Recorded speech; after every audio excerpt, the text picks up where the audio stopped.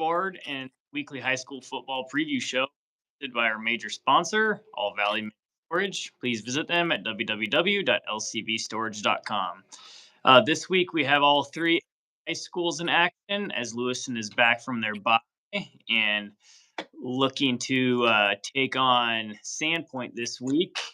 We have head coach Zane Hobart with us right now. Zane, how you doing? Hey, good, Perry, man. Thanks for having me again. Yeah, thanks for joining us once again. Um, well, it's been a couple weeks since we talked to you. Let's just touch on your great home victory against Bothell, and we'll kind of go from there. Yeah, absolutely, absolutely. That was a couple weeks ago now, but yeah, I mean that was a huge win for us, and that was a program win that was just a good win in terms of big wins in the last couple of years. You look back through those. I mean that was a big one. Our kids played really well. That's a big school, and I think they traveled 90 kids. There's around 85 kids to play that football game. Two charter buses when they roll up. But our kids played a really good football game and kind of had a little fourth quarter comeback, and it was an awesome game and an awesome atmosphere as well. Yeah, I mean, anytime you can beat a bigger school like that, especially in a different state with not a lot of common opponents, and that's awesome. And congratulations on that. And then let's touch just a little bit on the Rigby game. Tell us how that went. Good, bad, ugly, all that good stuff. Yeah, no. So I mean, once again, awesome opportunity for the kids to travel and to make that road game and to play in Washington Grizzlies Stadium. If you've never been in that stadium, it's awesome. It's one of the best FBS schools to play at, where they pack 25,000 in there all the time. Really cool atmosphere with a really tough opponent. Rigby's notoriously one of the best teams in 6A football. Unfortunately, we didn't play it the way we wanted to.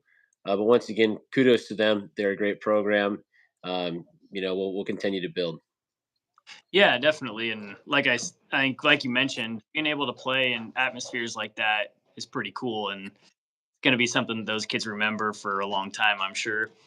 Let's jump right into this week's opponent in uh, Sandpoint. How do you expect that one to go? Give us a couple maybe key players for Sandpoint that keep an eye. Yeah, I mean, you look at this game. Lewiston's played Sandpoint for a long time running. It's always a barn burner. It's always a war with this program. They do a great job up there. Coach Knowles, he's been a part of this program for a while now, and he's got the ball rolling. They're a good football team. They've got some great athletes. You talk about guys to look out for. Number one, the guy that plays both ways is kind of makes everything work for them. Is a kid by the last name of Yarborough. Phenomenal athlete. I think last week against Lake City, he had two over 100-yard pick sixes in that football game that turned around that football game for them. And then, oh, by the way, he lines up at tight end and plays their H-back and is kind of a do-it-all guy there too. He's probably the numero uno. He's a great football player. On the offensive side as well, they've got some great speed with Gomez on the outside. Those two, when they put them on that same side, it becomes tough to defend. I mean, they're great athletes, great speed, and then you get a quarterback that's a dual threat guy with great legs and a great arm. They've got some good pieces of the puzzle.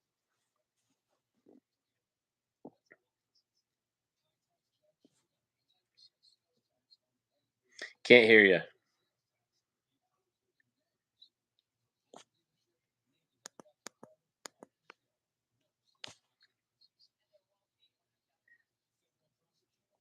Barry, can you hear me?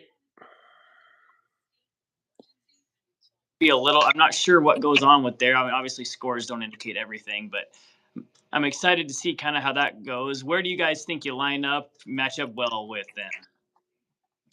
Across the board, I think the matchup's really good. You look at the fronts, you look at the secondary. I mean, this is going to be an even football game. This is going to be a game that you just got to go win on one-on-one matchups, and you got to play physical. And you got to go make plays. Kids got to go make plays, and it's going to be pretty even across the board, though. Yeah, I look forward to seeing how this one plays out for you, Zane. Looks like this is the league opener. That's correct, right?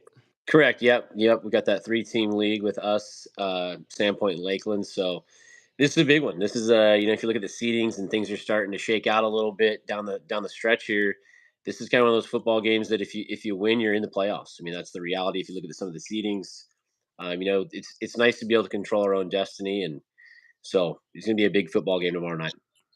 Well, that is one last thing I wanted to touch on there, Zane. You want to give some of the fans around the valley here kind of what it does look like playoff wise in a smaller league like that. How does the 5A level there in Idaho work wise? Yeah, so they're taking all those league champions. Those are automatically into the playoffs, and after that, those remaining bids, they take 16 teams in the 5A.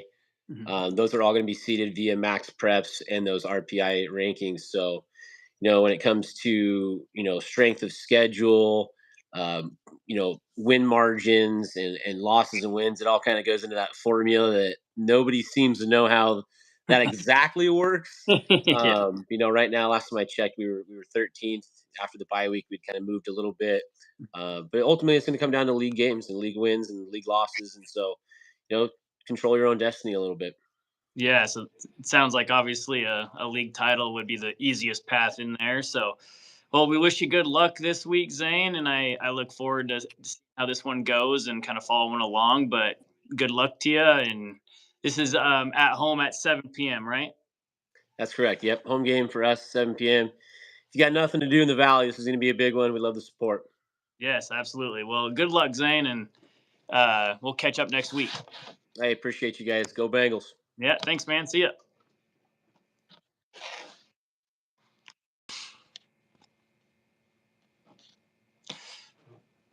All right, Beyond the Scoreboard fans, we will be meeting with head coach Jim Holman here in just a few minutes. And before we do meet with him, I will discuss a little bit about Clarkston High School's situation this week. Looks like they are welcome. They are actually going to West Valley coming off of a tough 2 point loss last week to in state, or I mean, not in state, my fault, league rival Deer Park. That score was 24-22. And they travel to West Valley this upcoming Friday at 7 p.m. and look to get back on track here as head coach Kyle Fox is still looking for his first win there at his alma mater, Clarkston High School, and we look forward to kind of seeing how that all shakes out for him. And I know that the whole valley is rooting for, you know, Clarkston to get that first win and also first league win, and then for Coach Kyle Fox to get his first high school varsity coaching win. Looks like West Valley is one of the top 2A GSL teams this year and looking to jump in the league standings there as they kind of battle for that league title there with their own league rival in a couple different options. Looks like they are kind of fighting the league standings between West Valley, Pullman, and Rogers. They're kind of at the top, with Rogers currently sitting at 3-2, with their lone loss to 4A Davis out of Yakima, and looks like West Valley is sitting at 4-1, with their only loss coming to Lakeside. So should be a good kind of end there to the 2A GSL, and look forward to seeing how that one shakes out.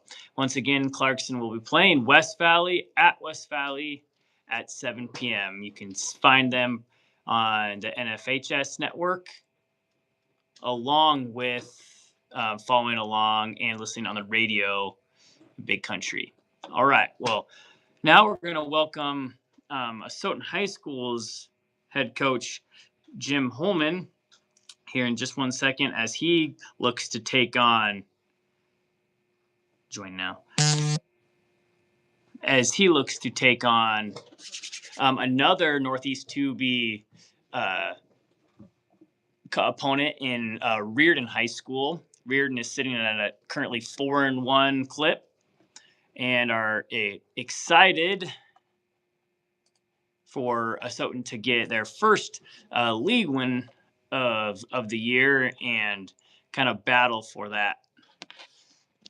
And right now, we're going to welcome in head coach Holman. Howdy. Hey, how's it going today? Good. How you doing? Good.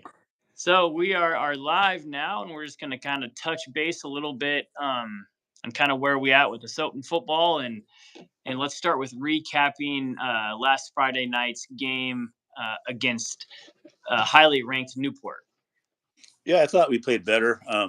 We were really solid for 3 quarters, tied up after 3 quarters, and really had a chance to keep it close and make a run there, but shot ourselves in the foot a little bit. But overall, much better. We put together quarters here and there, but we put together 3 pretty good quarters Friday. So, hoping this week now to put together 4. Yes, I think the score was 28-28 with about 3 minutes to go there in the third quarter, and a top 5 rated Newport team, which is definitely a good accomplishment. Ran the football really well. Stats kind of don't lie there, and then had a little bit of trouble stopping the run. So that was kind of a two-headed monster there for both a good thing and a bad thing. Let's touch a little bit on this week's opponent in Reardan. Kind of tell us, the good, the bad, some matchups that we can expect as Panther fans here. Yeah, they're 4-1. They've had a good season. They lost Northwest Christian Saturday, but always a super well coached team. A lot of tradition up there. They're similar to us. They run the ball a bunch, and I'm looking forward to seeing how we match up with them up front. I don't think they have quite the team speed we've seen some of these other teams, so I think the matchup's a little better for us. Really assignment-based football defensively. Haven't been great defensively, obviously, giving up 40-some points a game, so need to take a step defensively, and it's just kind of assignment football and guys reading their keys, and if we can get everybody to do their job, we're in business. And I think defensively or offensively for us, I think they're in the same boat. It's going to kind of be a matter of who makes more stops defensively. Yeah, and so kind of coming up to the back half of the schedule here, it does seem to get I don't know if easier is the right word, but not quite as strong as it has been. Our current teams that we've played winning percentage wise is 80 certain percent, so 100% winning percentage, which is pretty phenomenal for them. But what can Panther fans expect here in the next couple of weeks? Playoffs around the corner. Want to give us just kind of the updated breakdown on how that's going to work, and so Panthers fans kind of follow along. Yeah, it's it all for us. It comes down to week 10. We'll do some crossovers amongst our league. It kind of depends. The number 1 team gets a bye.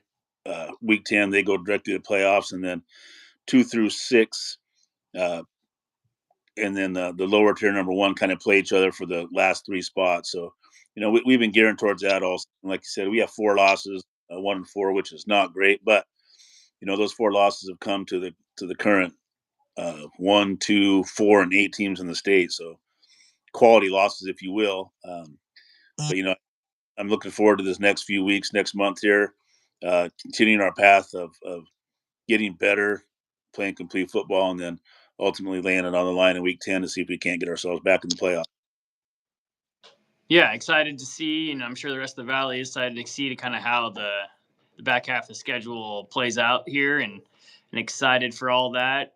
Excited to see how the players kind of respond to that scenario that we just spoke about and making the playoffs and all that fun stuff. But sure, that's the goal. Yeah, sorry, Coach Holman. Well, thanks for joining us again, and we'll touch base with you next week and try and get another update and preview. Sounds good. All right, thanks a lot. Thank you.